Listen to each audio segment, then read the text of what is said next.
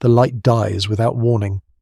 One moment the valley is visible, muddy ground, sweat-darkened shields, breath fogging the air, and the next it is gone. Not dusk, not cloud cover. The sun is erased as if a hand has closed over the sky. You feel it first as a pressure behind the eyes, then as panic in the chest.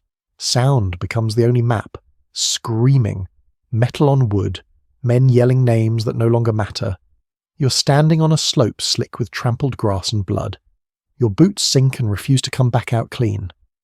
Somewhere to your left a man slips, hits the ground and vanishes under feet before he can finish screaming. The darkness compresses everything. Distance collapses. There is no over there. There is only the next body. This is not a battle fought at range. No arrows arc, no formations maneuver elegantly. This is a collision, a sustained impact measured in broken ribs and oxygen deprivation. 14,000 farmers surge uphill, not in ranks but in mass, their momentum driven by weight and fear and something older than command. They carry what they own, wood axes dulled by years of chopping, spears meant for boar, knives used for skinning animals in winter. They are not trying to capture anyone, they are trying to end something. You are in the king's line. The shield wall is already shaking. Round shields overlap, rim biting rim, pressed so tight that your left arm has gone numb. You cannot lower it without opening a gap, and gaps get filled with iron. The man behind you leans forward constantly, his shield jammed into your spine, using your body as a brace. You feel his breath on your neck, hot, ragged. He smells like old leather and fear. When the farmers hit, it is not one impact, but thousands of small ones layered together. Axes slam into shield faces, not to cut, but to break. Wood fibers split. The shock travels up your arm and into your teeth. Spears jab through seams, searching for soft places. Someone screams as a point slides into a thigh. The wall holds because it has to. Discipline is the only thing keeping bodies upright. Somewhere ahead of you, slightly higher on the slope, King Olaf Haraldsson is fighting for his life. You cannot see him. No one can now, but you hear him, his voice cutting through the chaos, hoarse, commanding, refusing to retreat. He is not praying. He is shouting orders that no longer travel far enough to matter. He's 35 years old, thick-necked, compact, built like a man designed to survive impact. He learned to fight on riverbanks and burning decks, not in churches. The crown on his head exists only because men like you keep standing. The eclipse deepens. The world becomes charcoal grey, then something worse, an unnatural twilight that flattens depth perception. Shapes move without edges. You stab at shadows and feel resistance, then warmth. Someone collapses into you, deadweight dragging at your shield. You push him away because you have no choice. The farmers keep coming. They are volunteers. That matters. These are not levies whipped forward by noblemen. They came because the budsticker reached their farms, because they remember burned houses, because they remember neighbours blinded, tongues cut out for refusing baptism. They are here because if the king survives today, he will come back with fire. A shield to your right shatters. The man holding it goes down, crushed sideways, his helmet knocked loose. An axe comes down into his face. The sound is wet and final. The gap opens and immediately bodies try to fill it. Yours, theirs, anyone. The wall buckles inward like a rotting beam. Olaf realizes it at the same moment you do. The centre is failing. He moves forward. This is not heroism. It is calculation. If the line dissolves, command dissolves with it. A shield wall only works if men believe it is still a wall. So the king steps out from behind his bodyguards, sword drawn, and enters the crush where his presence might still mean something. You glimpse him briefly. A silhouette swinging steel, slipping on gore, roaring like a man trying to keep himself alive by noise alone. He's cutting toward the leaders. Everyone knows this instinctively. Kill the heads. The body might recoil. He's aiming for Carl Varnason and Tor Hund, the men anchoring the peasant host. They are not hiding. They are letting him come. The darkness thickens again. For a heartbeat you cannot tell which way is uphill. Then the noise shifts. There is shouting, closer, sharper. A ring forms around a single point of violence. You're pushed sideways, nearly knocked off your feet, and suddenly you see it. Olaf swings his sword two-handed, putting his weight behind it. The blade should cut clean. It has done so 100 times before. Instead, it glances. Sparks burst in the dark. No blood. Torhund stands there, massive, unmoving, wrapped in a reindeer skin tunic stiff with old fat and belief. Whether it turns steel or not does not matter anymore. What matters is that men see the king strike and fail. In a battle balanced on morale, that moment is lethal. "Beat him down," Olaf shouts, not a prayer, an order. He does not get the chance. A wood axe swings low, not at his head but at his leg. It bites above the knee, deep into muscle. This is not a killing blow, it is worse. Olaf collapses, his weight slamming into a rock half buried in the mud. He tries to stand. His leg does not answer. Time slows in a way that has nothing to do with drama and everything to do with oxygen and shock. You can see his chest heaving. You can see his hands still gripping the sword, knuckles white. He is pinned in place, reduced from king to obstacle. A spear drives into his abdomen. The point pushes through mail and flesh, pinning him harder against the stone. He grunts, a sound torn out of him, and blood spills down his stomach dark even in the half-light. He is dying now, but dying takes longer than anyone wants. Kalv Arnason steps forward. Once he followed this man. Once they drank together. That history does not slow the blade. The sword comes down on Olaf's neck, slicing through muscle and sinew. The king's body slackens. His grip loosens. The sword falls. At that exact moment the eclipse completes. The world goes black. Not metaphorically, completely. You cannot see your own hands. The screaming cuts off, not gradually but instantly, as if fear itself has been switched off. Men freeze where they stand, blades half raised, breath caught in throats. Superstition floods in where light used to be. The battle stops because no one knows how to continue. Somewhere in the dark a king lies dead in the mud, his blood soaking into a valley that will remember it longer than anyone here will live. You stand there, heart hammering, shield trembling in your hands, and for the first time since the farmers charged, there is silence. Not relief, not triumph. Just the heavy realization that something irreversible has happened, and no one, victor or defeated, knows yet what it will cost. The sun will come back, the darkness will lift, but nothing else will return to what it was. You wake before dawn with your mouth full of iron. It takes a few seconds to remember why. The taste is blood, someone else's probably, dried on your lips while you slept sitting upright against a shield. Your legs ache with a deep animal soreness that comes from hours of bracing against force. When you try to stand, one knee refuses at first, then unlocks with a wet pop. Around you, bodies lie where they fell, some twisted into shapes that do not look human anymore, others eerily calm, faces slack, mouths open as if mid-sentence. The battle ended without ceremony. It simply stopped. When the light returned, people backed away from each other instinctively, like animals separating after a storm. No victory cry, no pursuit. Just men staring at their hands, at their weapons, at the dead king lying in the mud with his throat opened and his leg ruined.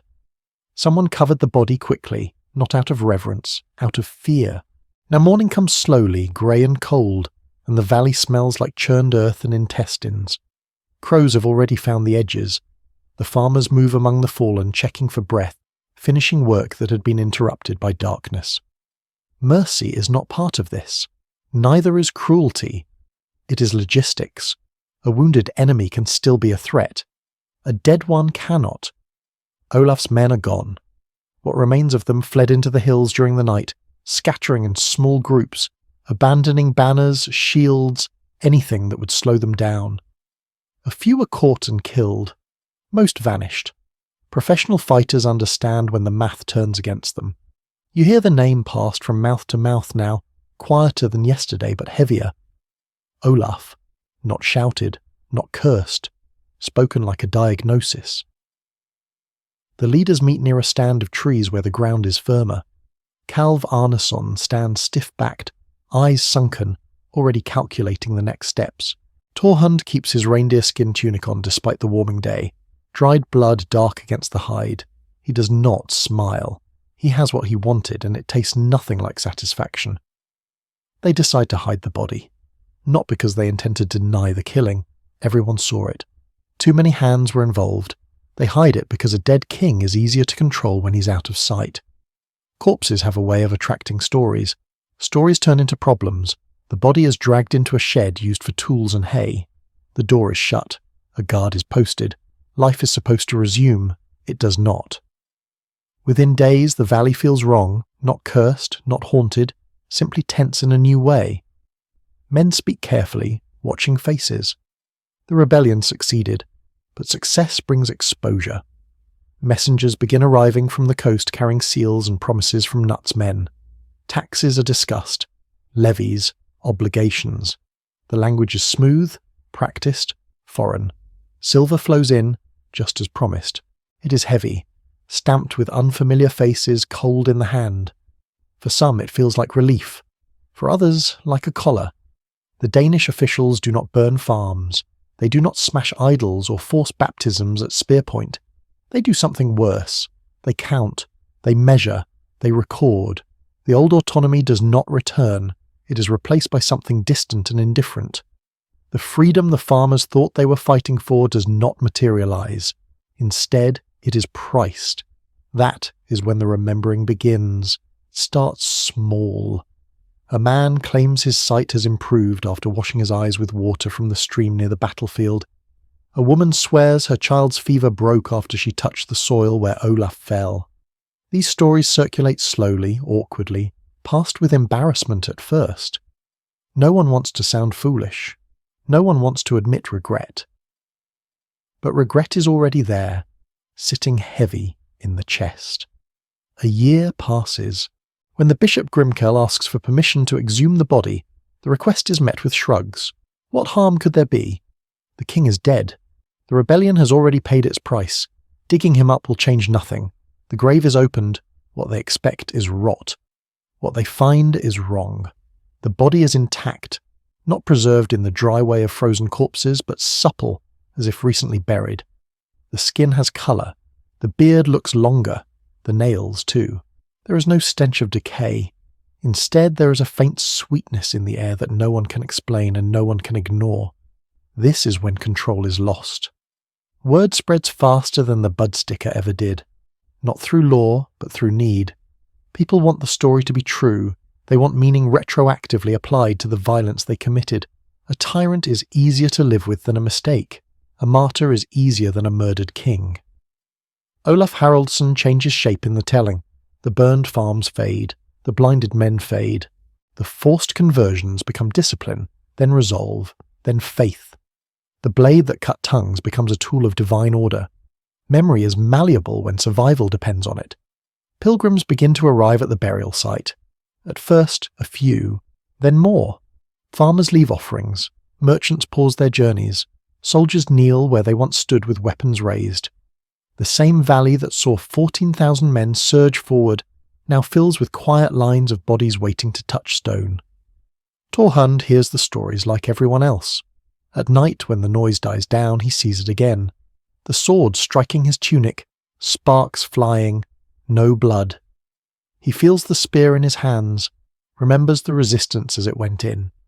He tells himself it was necessary. He tells himself it was just politics, just revenge, just survival. It does not help. He leaves. No announcement, no farewell. He strips himself of wealth and status and walks away, heading south, barefoot, carrying nothing but the weight of a decision that cannot be undone. People will later call it pilgrimage. At the time, it looks like flight. Magnus, Olaf's son, returns from the east not long after. He is young, unmarked by the violence that shaped his father. He does not threaten. He does not punish. He listens. He smiles. He accepts the story that has formed around his father and allows it to do the work Olaf could not finish alive. Norway accepts him not because he is strong, but because he is safe. Years later, a cathedral will rise over the grave. Stone walls thick enough to hold centuries of footsteps. The axe that killed Olaf will become a symbol, stylized, stripped of gore, placed into the hands of a golden lion. The murder weapon becomes heraldry. History will record this as unification. But if you were there, if you stood in that valley with mud in your boots and someone else's blood on your lips, you know the truth is smaller and heavier. A man tried to force a future with steel. He failed. His enemies killed him. Then they lived with the consequences until they needed him back, transformed into something less threatening and more useful. The war did not end at Stiklestad. It simply changed form, and it never stopped being about survival. You feel it in your knees first. Stone does that. It leaches warmth out of the body, even through wool and leather. You kneel because everyone else is kneeling, because standing would make you noticeable, and being noticeable has not been a good survival strategy for years now. The floor of the new church is unfinished, rough slabs laid in haste, still smelling of lime and damp mortar. The air is cold, crowded with breath and bodies, and the low murmur of people who have walked days to be here. You did not come for forgiveness. You tell yourself that. You came because your neighbour came, because your wife insisted, because the roads are safer when you travel with a crowd. Still, your hands shake when they touch the stone near the grave. This place used to be a field. You remember it as mud and screaming and the sound of ribs giving way under pressure. Now it is quiet in a way that feels enforced, like silence under threat. Candles flicker, throwing unsteady light over faces that once looked very different, harder, angrier, younger. The same men who charged uphill with axes now bow their heads and whisper prayers taught to them after the fact. The body beneath the stone is not visible anymore. It does not need to be. The idea of it is enough. The bishop's voice rolls through the space, measured, controlled. He speaks of sacrifice, of divine will, of a king who chose suffering over compromise. The words are smooth. They do not scrape the throat the way memory does. You listen, because listening is easier than remembering. Outside, Norway is being reorganized. The old laws are rewritten slowly, deliberately, the way you mend a cracked beam instead of replacing it outright. Magnus's men do not arrive in fire and armour. They arrive with parchment, with seals, with reassurances. The violence is still there, but it has moved behind walls, into rooms where decisions are made sitting down. For the first time in years, no one is asking you what god you worship. They assume it now. Assumption is softer than threat. It seeps in instead of crashing. Trade resumes. Roads are repaired. A new generation grows up without remembering the feel of Olaf's campaigns, only the stories shaped afterward. To them, the king who died in the dark is already something else. A figure in a narrative, a symbol that explains why things are the way they are. You watch it happen from the inside. Each pilgrimage adds weight to the story. Each reported miracle sands down the rough edges. The man who once demanded obedience at spearpoint is now framed as a man who suffered for order, for unity, for something larger than himself. The distinction matters. Suffering can be admired, violence rarely can. Your body remembers anyway. Sometimes at night, when the house is quiet, you feel the phantom pressure again. The shove from behind, the shield biting into your forearm, the impossibility of stepping back. You wake with your jaw clenched, teeth aching. Your wife asks what you dreamt about. You say nothing. Language fails at that depth. The church fills the gap language leaves behind. It offers structure, timings, rules. The same things Olaf once enforced with steel are now enforced with routine. You attend services because missing them marks you. You kneel because everyone kneels. You repeat the words until they lose sharpness and become part of your breathing. This is not faith arriving in a blaze. It is compliance settling in day by day. Magnus grows into his crown carefully. He listens more than he speaks. When he punishes, he does it selectively, surgically. He understands something his father never did. Exhaustion is a weapon. A tired population does not rebel. It adapts. The men who killed Olaf are not hunted. That would reopen wounds. Instead, they are absorbed, reassigned, given roles that make their violence useful in safer directions. Guards, tax collectors, local enforcers. The skills remain the same. The target changes. You see Torhund only once, years later, in a story told by someone who heard it from someone else. A man walking south with bleeding feet, refusing help, refusing food. Whether he reaches Jerusalem or dies on the road stops mattering at some point. The story becomes a container for guilt that everyone can use. The grave becomes a destination. People touch the stone the way they once touched weapons, carefully, with intention. Some leave offerings, others leave pieces of themselves, a lock of hair, a broken knife, a confession whispered too quietly to be overheard. The place absorbs it all, turning individual fear into collective ritual. This is how control stabilizes, not through terror but through repetition. You notice how children behave here. They are quiet without being told. They mimic gestures they do not understand yet. Kneel, stand, bow the head. They are learning the physics of obedience, the way bodies move in approved patterns. When you try to tell them what the field used to be, they listen politely and then ask why it matters. To them, the story starts at the grave, not the killing. They have no reference point for a world where the king was something you could hit with an axe. That knowledge dies with your generation. The land itself changes last. Fences go up. Paths become roads. The memory of mass movement, the way 14,000 men once surged together with no banners, no armour, fades as life becomes more segmented. Families, parishes, holdings. Unity is no longer felt physically. It is abstract now, represented by symbols carved in stone. The axe on the banner looks clean. Sometimes, when you pass through the valley alone, you stop where you think Olaf fell. There is no marker, just grass, regrown and indifferent. You stand there longer than necessary, feeling nothing dramatic, only a dull pressure behind the eyes. You try to imagine what would have happened if the eclipse had not come, if the light had held. There is no answer.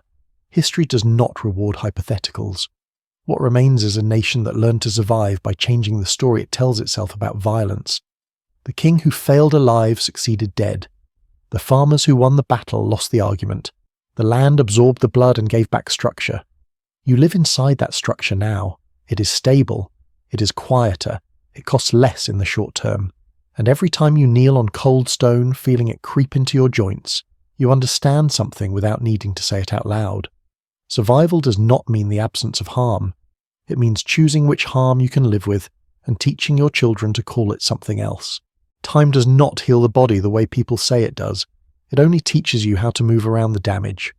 Years after the battle, your left shoulder still clicks when you lift anything heavier than a bucket. The joint was wrenched during the crush, forced past its limit when the man behind you pushed forward and the men in front stopped existing as space. No healer ever touched it. There was no point.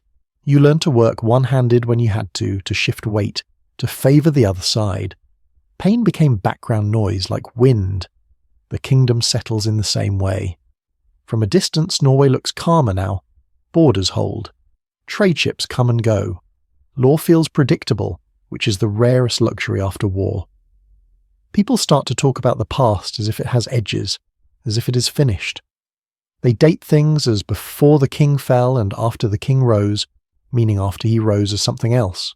Up close, the damage is still there. Men drink more quietly. Arguments stop short of violence, not because everyone is gentler, but because everyone knows exactly how fast things can break. You can feel it in the way crowds arrange themselves, leaving just a little more space than necessary, as if the memory of compression still lives in the muscles. The church grows heavier. Stone by stone it asserts itself over the landscape. The building at the grave expands, reinforced, elevated, turned into a destination that pulls roads toward it like gravity.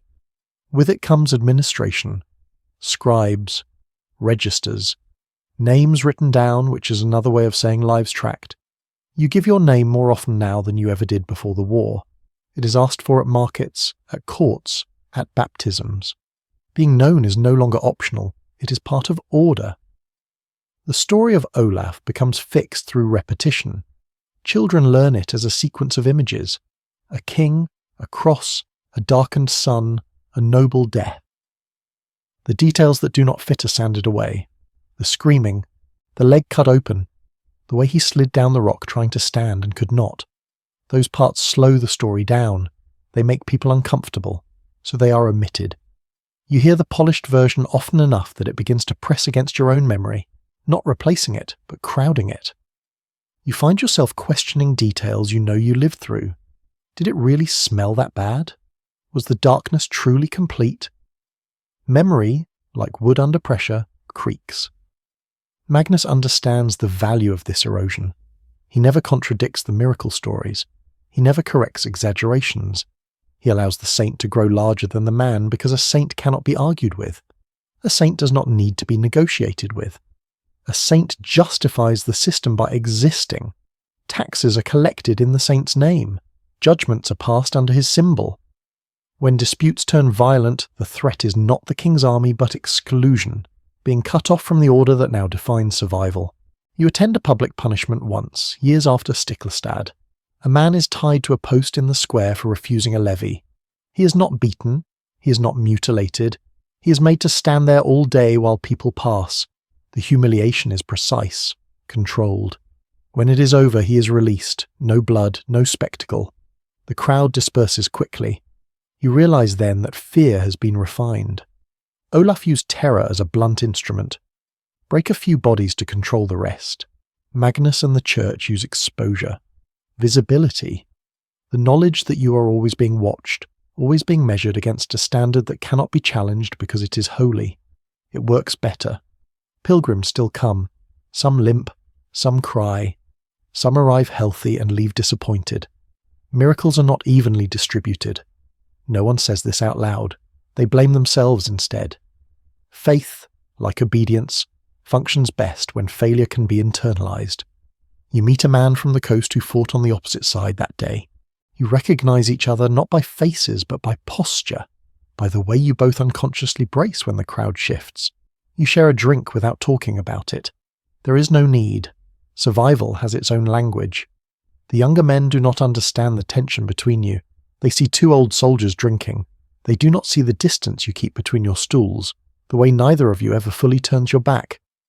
The landscape absorbs everything eventually. The valley where the battle took place grows thick with grass. Ploughs cut through soil that once held bodies. Farmers complain about rocks turning up where they should not, dulling blades. No one says what they might be.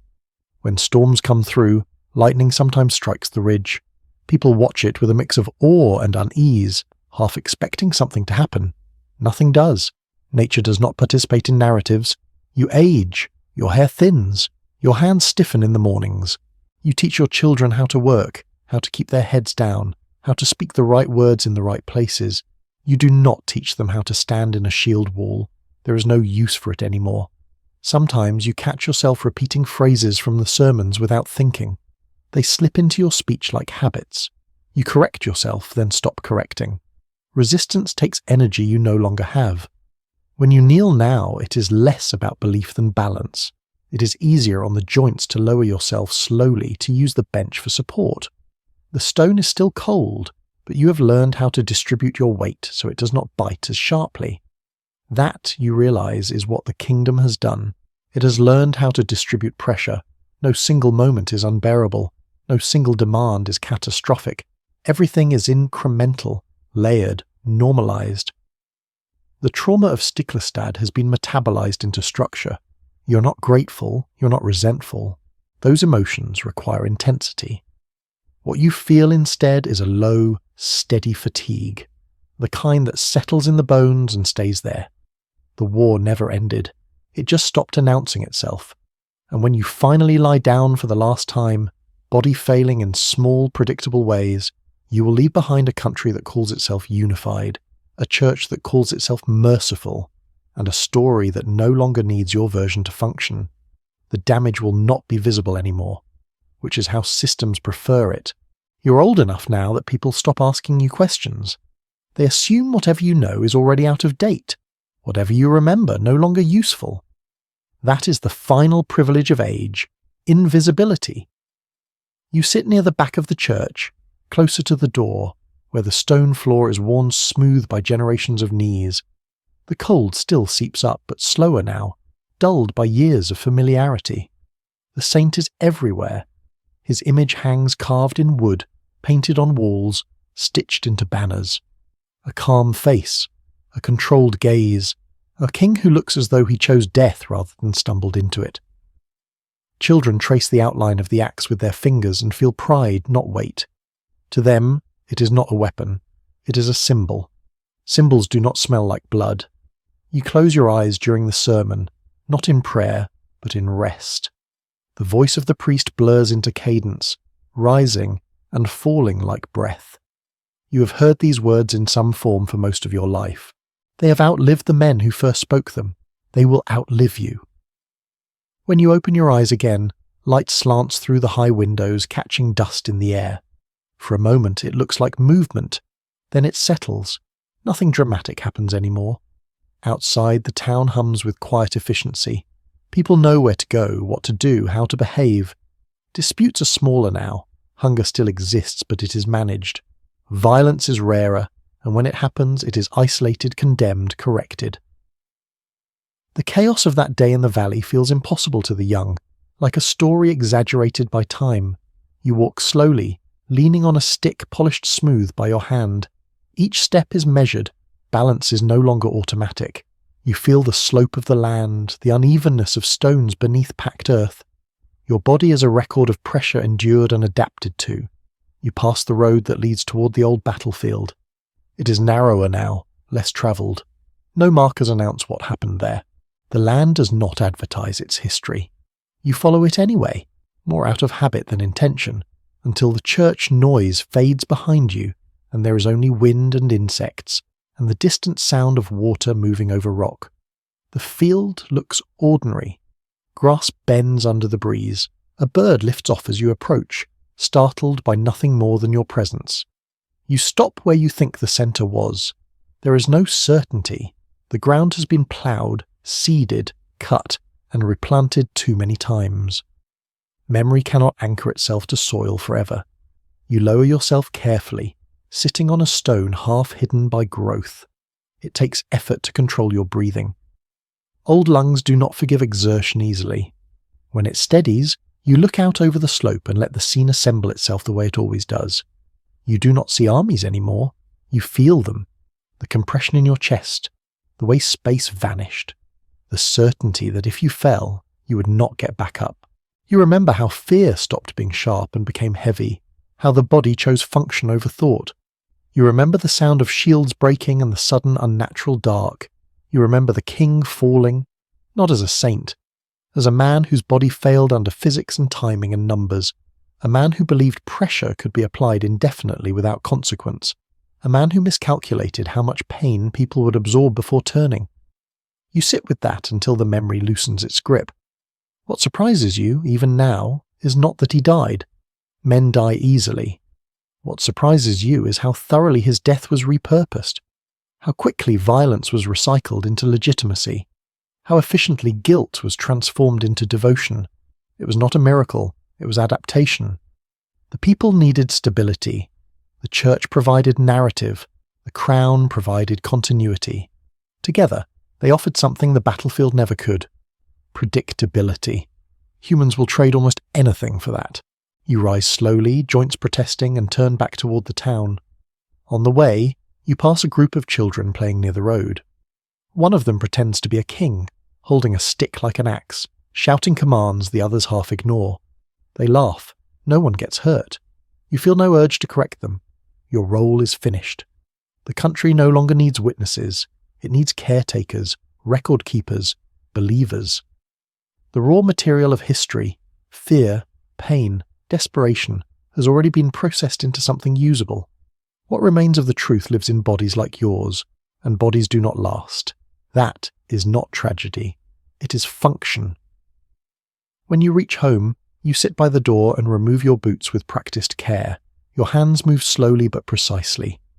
Inside, the space is quiet, orderly. The walls hold no weapons, no trophies, just tools, worn and reliable. You eat. You rest. You listen to the sounds of evening settling in. As night comes, you lie down and feel the familiar ache spread through your limbs. It is not sharp. It is not alarming. It is simply there, a reminder that endurance has a cost that cannot be deferred forever. You think, briefly, of the eclipse, how the darkness did not choose sides, how it fell on everyone equally, how it ended the battle not through judgment, but through interruption. There is a lesson there that never made it into sermons. Then sleep takes you. When you do not wake again, there will be no ceremony beyond what is required. Your name will be spoken, then written, then gradually less often. No one will ask what you saw, what you felt, what it was like when the world went dark and a king died in the mud. The system does not need that knowledge anymore. It has already learned what it wanted from the war, how to convert survival into order, order into obedience, obedience into peace that feels permanent until it isn't. Somewhere beneath stone and symbol the field remains, quiet, waiting. Not for saints, not for kings, just for the next moment when pressure builds high enough that the story has to change again,